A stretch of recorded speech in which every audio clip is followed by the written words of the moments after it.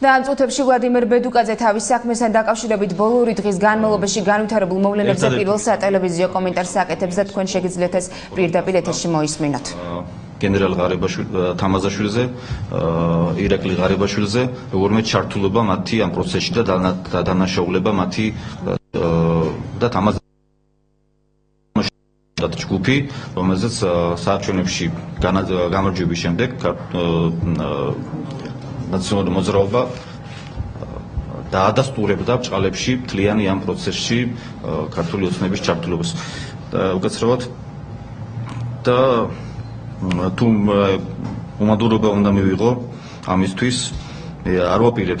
სიმართლეებით პირდაპირ ვიტყვი ქვეყნიდან წასვლას და ემიგრაციას, ქვეყნის დატოვებას და თუ ვინმე სურს ეს ნამდვილად არ გამოუვა რომელიც დავტოვო საქართველოს და რომელიმე ქვეყანას მხოლოდ დაფშესაფარი. თქვენ თქვით რომ ხართ წარმოჩენილი მწარმოება და ამასალების მიხედვით დასტურდება თქვენი უდანაშაულობა და მიზანმიმართული კამპანია მე ვთქვი რომ სად დასტურდება ამ მასალებში, სად დასტურდება? შვიდივე ეპიზოდში ისინი თქვენი ხმა კადრებში და თქვენ სიმპათიათ ეს დანაშაული მხოლოდ ერთ ძალიან დიდი სამსახური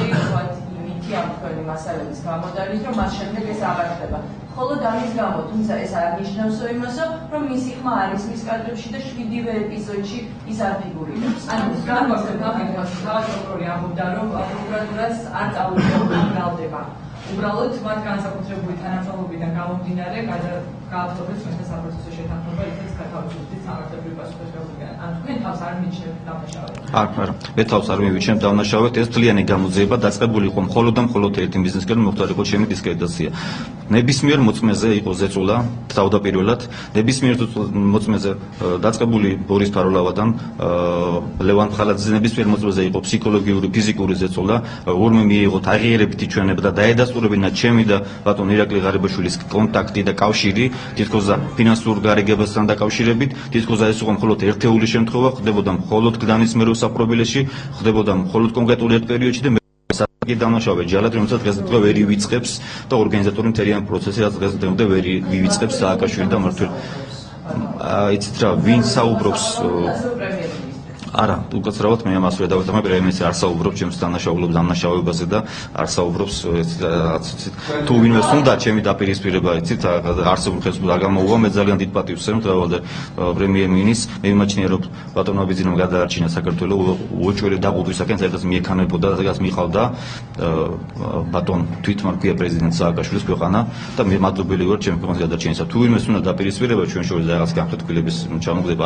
არ გამოუვა რაც არ უნდა იცოდოს თავი კრიტიკა რაც შეეხება თავი პროკურორის მიმართ მის მიღებულ გადაწყვეტილებასთან დაკავშირებით იყო ის რომ მას არ ჰქონდა უფლება ადამიანის წამებაში ბრალდებულთან გაერთიანებაში და საპროცესო შეთანხმებაში და ეს განსაკუთრებით სპეცია რომელიც მას აქვს სამართლის კანონმდებლობა არ ეხება ადამიანის წამებაში ბრალდებულებას მაგასთან დაკავშირებით მე გეტყვით უკაცრავად გეგმაზე ერთ მოსაზრებას მე არ ვიცი ახლა მე წამებაში ბრალდებული პირი თავს არ მივიჩნევ რომ მე ვაწამე და ვინმე ისო განმარტავდა მე დანაშაული მიმიწყვის მე ერთ წარმოგიდგენთ ერთ დოკუმენტს ისევ და ისევ სააკაშვილის მიერ მიღებულს 2011 წლის 17 ივნისს სადაც პრეზიდენტმა შეიტანა შესწორება მუხში სიტყვა ამოიღო ბრალდებული ეს არ არის ჩემზე გამიზნული უბრალოდ დაინტერესდით რატომ ამოიღო ვისთვის ამოიღო და ვისთვის შეიტანა კონკრეტულ ერთ დღეს პრეზიდენტმა ეს ცვლილება თუ ვინმე ხა საუბრობს ახლა მან კი ერთ მხარეზე და ეს არ ქონდა პრეზიდენტს უფლება მაშინ რატო არ ამოიღეს ხმას დღევანდელმა უფლება დამცველმა ორგანიზაციებმა მაშინ რატომ არ გააპროტესტეს 2011 წლის 17 ივნისს რატომ მოხდა ცვლილება კოდექსში კანონში რატო შევიდა სისტემატ პროცესში მე დღეს აქ კიდე ხაზი გავუსვა რომ მოვიწვიე ჩემი საპრობილის თანამშრომლებს მუშაობდნენ ჩემთან ერთად აქ არიან წარმომადგენლები ბატონ ბესოხუბუა ბატონი ბორის ჟოლია აქ არიან საზოგადოების ის პოლიტპატიმრები ყოფილი პოლიტპატიმრები იგივე რიგით პატიმრებიც არსებობენ არიან აქ დღეს ესწრებიან თუ ვინმე აქვს პრეტენზია მე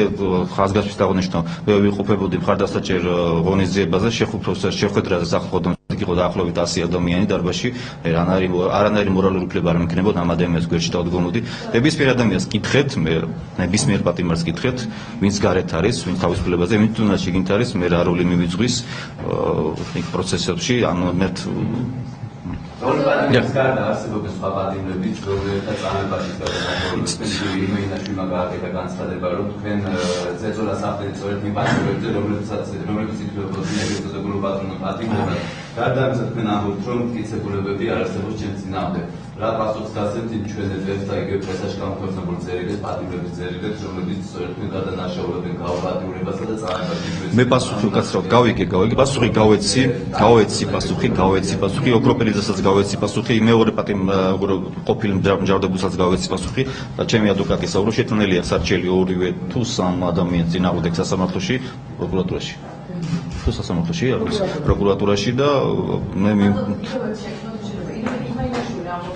მას ამოხსნელეთ ვიდეო მასალების გამოყენება იმ დრომდე ვიდრე არ დაკმაყოფილდებოდა თქვენი მოთხოვნები, რაც საკმაოდ დიდ ხარჯებთან იყო დაკავშირებული. ამასობაში დაიკარგა 1 წელი. როგორ ვფიქრობთ, ვიღდა თქვენი პირობები? ნუ რავი, მოცდილობს რამე განხეთქილების ჩამოგდება ჩემსა და ნებისმიერ პიროვნებას შორის. მე არავისთან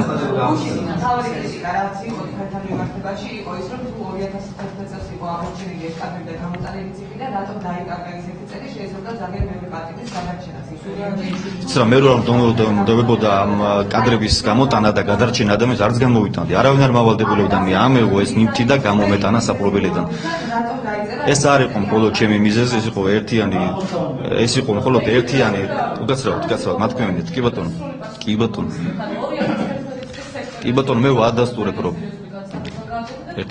ეს განცხადება ბატონ კვილაშვილის დღეს არ გაუკეთეს განცხადება გაკეთდა სექტემბერშივე კადრების გამოზიარების შემდეგ რომ ეს კადრები გამოტანილი იყო გასცდა საპრობილედან 2011 წლის სექტემბერშივე და შემდეგ ხდებოდა ადვილი არ იყო იცით ამ გატანა ვისთვის კი ბატონო განმარტავ გაიწელა დრო იმიტომ ჯერ ეგეთი მიზეზებს გამარტავ გამოტანისას გამოტანილი იყო გასაჯაროებლად და არა ის შესანახად და სავაჭრო საგნად როგორც დღეს მავონი განმარტავს და ის უნდა რომ ასე იყოს დადასტურდეს გამოტანილი იყო გასავრცელებლად და გავრცელდა რა მიზანზე რატომ არავინ არ საუბრობს მე ის მიმაჩნია აი რაღაც დეტალებში რო ეძიებინა დეტალებს არ ყვევენ რატო არ გასაჯაროვდა როცა იქნი იყო მამის რეალური საშუალება და ამისი აუცილებელი გარემო პირობა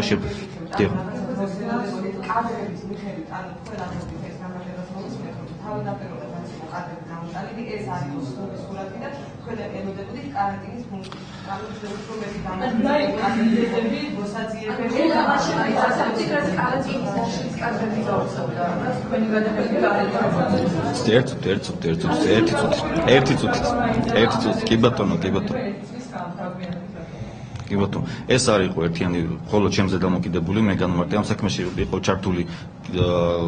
ბორის ფარულოვაც იყო ჩართული გიორგი ლომიანს რომ ეს ერთიანად და აუცილებლად ხალხი რომელიც იდგა გიორგი ლომიანს უკან ეს გიორგი ლომიანი განმარტა თავის